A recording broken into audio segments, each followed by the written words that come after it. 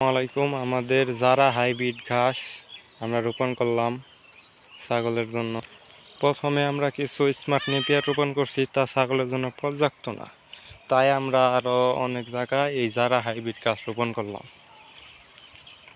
আমরা একটা ক্ষেতকে অনেকটি ছোট ছোট ভাগে ভাগ করে তারপর রোপণ করলাম পানি দেওয়ার সুবিধার্থে। এতে আমাদের পানি প্রায় 70% কম লাগবে। যেমন খরচ বাঁচছে আমাদের, তেমন সুবিধা, সময় কম লাগবে, সব কিছুতেই পানি দিতে অনেক সুবিধা হবে।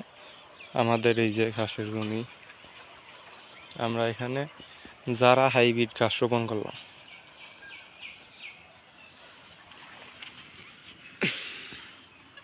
আমরা 2 থেকে 3টি করে কুশি রাইখা তারপরে রোপণ করছি, একটা মাটির নিচে দিছি, একটা উপরে।